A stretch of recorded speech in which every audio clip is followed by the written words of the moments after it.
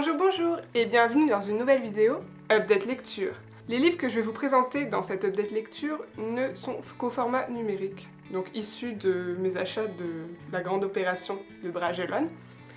Et du coup, petite vignette en haut pour les présenter parce que je n'ai pas l'objet livre. Le premier livre dont je vais vous parler, il s'agit de Après l'effort de Madeleine Urban et Abigail Roux, qui est du coup aux éditions Milady. Dans leur collection Slash, et du coup leur collection Slash est leur nouvelle collection basée sur les romances entre hommes, parce qu'en ce moment c'est vraiment, je ne sais pas pour vous, mais moi je vois partout de ce genre de romance, et j'avais du coup décidé de tester. Je voulais pas une romance un peu trop, comment dirais-je, portée sur la domination ou la soumission d'un des partenaires, et du coup je voulais vraiment une petite histoire tranquille, et du coup j'ai choisi Après l'effort, parce que dans ce tome-ci on retrouve Jacob et Brandon, qui sont deux enseignants respectivement de sport et de chimie dans un lycée. Ils se connaissaient avant parce qu'ils étaient dans la même promotion au lycée, mais ils n'étaient pas du tout amis à l'époque parce que l'un était le nerd du lycée et l'autre la star adulée de football. Donc forcément ils se connaissaient pas, ils se côtoyaient pas. Et du coup, Brandon et Jake ne se côtoient toujours pas à l'âge adulte, sauf que Brandon est nommé coach adjoint de l'équipe de baseball, qui est dirigée bien sûr par Jake, et du coup on a un rapprochement entre les deux hommes, sauf que ni l'un ni l'autre n'a fait leur coming out au lycée publiquement, ils le gardent pour leur vie privée, et du coup ils ne savent pas l'un et l'autre qu'ils aiment les garçons. C'est une romance vraiment douce, très simple, ça aurait pu arriver à n'importe qui, c'est juste deux personnes qui se plaisent et qui avancent dans une histoire et puis c'est tout quoi. Finalement le seul petit point qui change des autres romances, c'est que comme ils savent pas tous les deux qu'ils aiment les garçons, ils ont des petits moments de doute, est-ce qu'il est attiré par moi ou pas. Et du coup ça c'est le petit plus de cette histoire-ci, mais sinon honnêtement pour ceux qui aiment vraiment l'action ou qu'il se passe quelque chose dans un livre, là il y en a pas du tout, c'est vraiment tout simple, c'est juste une histoire, d'un couple quoi. J'ai trouvé les personnages vraiment attachants et vraiment pas clichés, parce qu'au début on pourrait croire qu'ils sont clichés, c'est-à-dire le beau gosse anciennement star de football et ensuite le nerd de prof de chimie, mais en fait pas du tout, ils ont l'un et l'autre, ils sont fans de sport, c'est ça qui les rapproche. En fait on se rend compte que Brandon est aussi très fort en sport, il en pratique souvent, finalement il n'est pas seulement consigné en tant que geek. Et ça j'ai vraiment beaucoup aimé. Jake aussi aime beaucoup différentes choses, il lit beaucoup, il se cultive beaucoup, et finalement on a deux personnages stéréotypés en apparence mais au final ne le sont pas du tout, ils sont vraiment très attachants tous les deux.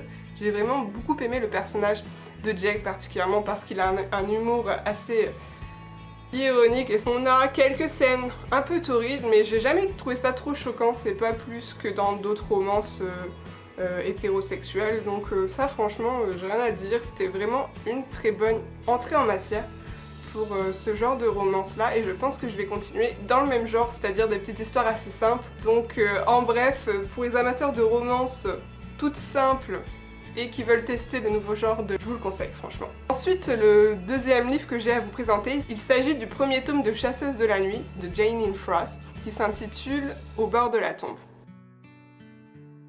Donc dans cette histoire-ci, on retrouve Kat, qui est une jeune fille mi-vampire, mi-humaine, parce que sa maman a été violée quand elle était plus jeune, et est tombée enceinte de Kat.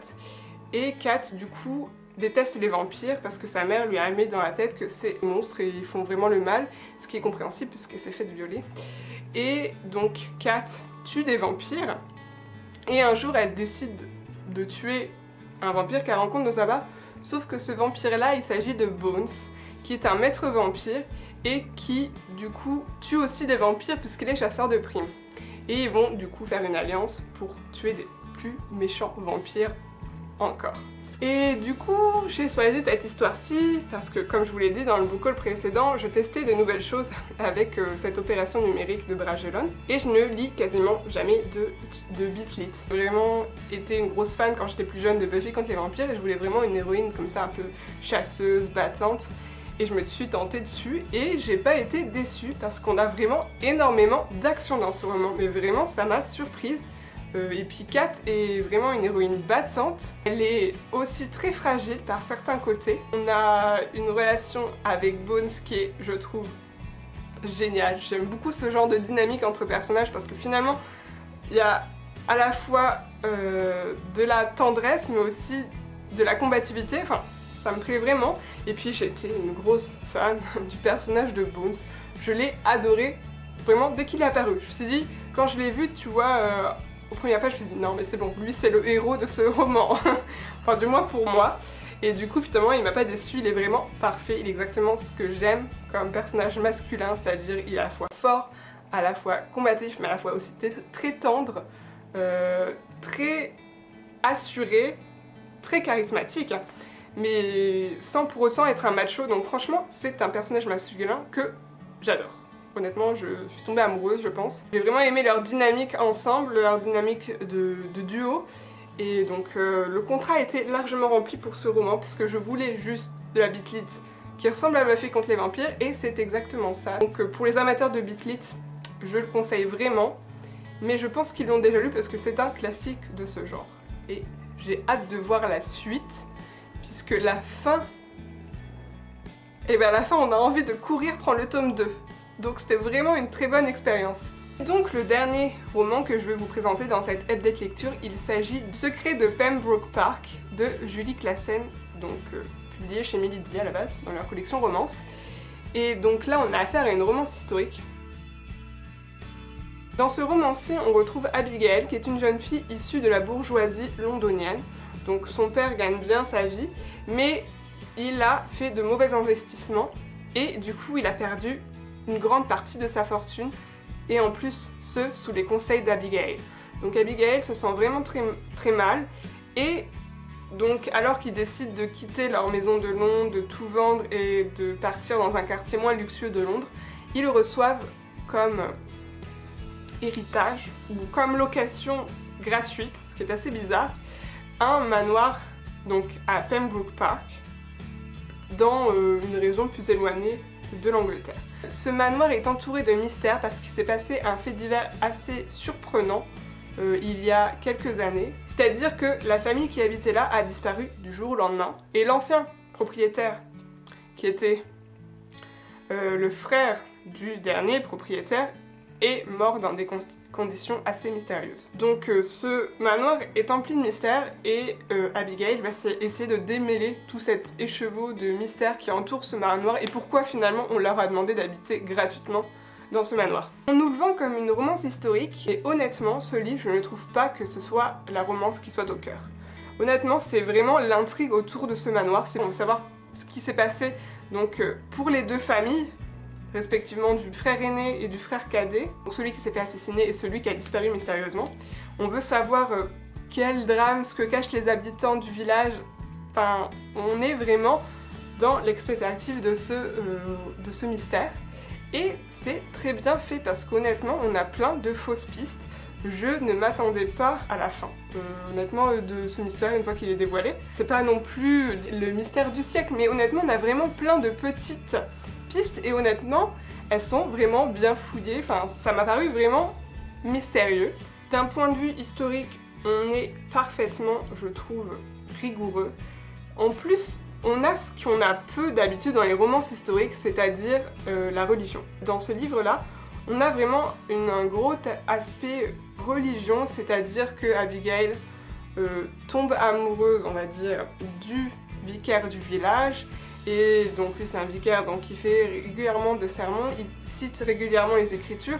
Enfin, on se rend compte que finalement, dans ces petits villages d'Angleterre, à cette époque-là, la religion était très importante, et ça, finalement, dans les romances historiques, on en a peu qui parlent de cet aspect-là, alors que, historiquement parlant, les gens étaient très pieux, les gens allaient à l'église, et du coup, ça, c'était vraiment un point qui m'a paru très rigoureux historiquement, et ça m'a beaucoup plu. En ce qui concerne la romance liant Abigail et William, donc le jeune vicaire, parfois ça traîne en longueur, on sent qu'ils sont un peu lents à la détente. Du coup ça m'a parfois un peu agacé, ça m'a paru poussif, mais au final comme c'est pas le fil de l'histoire, c'est pas grave, on leur laisse prendre leur temps, et après l'histoire se déroule, mais c'est pas ça qui est important dans ce livre-là. Donc au final, pour vraiment les amateurs de romance, je pense que ce livre-ci n'est pas indiqué. Si vraiment vous voulez de la romance pure avec des scènes un peu torrides, là honnêtement c'est zéro. Là. On a zéro scène torride, je crois que le pire qui se passe, c'est qu'ils s'embrassent. Et franchement, c'est, comme je le disais, le mystère autour de la propriété et des habitants qui gravitent autour qui est important dans ce livre. Et c'était vraiment une très bonne lecture, très agréable et très rigoureuse historiquement. Donc voici pour mes dernières lectures. Comme d'habitude, si vous avez aimé, si vous n'avez pas aimé, si vous avez lu, si vous n'avez pas lu, dites-le moi en commentaire. Conseils de lecture et tout ça en commentaire également. Avant de finir cette vidéo, j'aimerais passer un petit message, c'est-à-dire que je voudrais vraiment vous remercier. Je suis vraiment très contente de ce que la chaîne est en train de devenir. C'est-à-dire que, bon, c'est pas fou, hein, mais pour moi c'est fou, on approche des 50 abonnés et c'est vraiment fou pour moi, comme je vous le dis. Ça me paraît énorme, je suis déjà tellement surprise qu'il y ait tant de gens qui me suivent pour mes petits blabla au final. Et en plus vous commentez vraiment, donc là ça me fait tellement plaisir. J'aime vraiment échanger et c'est ça que je veux pour ma chaîne. Et donc je vous remercie vraiment, je suis vraiment très contente. Si un jour on arrive à 100 abonnés, je ferai un petit concours, je pense. Donc je sais pas exactement quoi ni quand parce qu'on en est quand même loin. Mais ça arrivera un jour ou l'autre. J'ai bon espoir. Donc merci vraiment à tout le monde et je suis vraiment très contente. Je vous dis à bientôt dans une nouvelle vidéo et bisous bisous.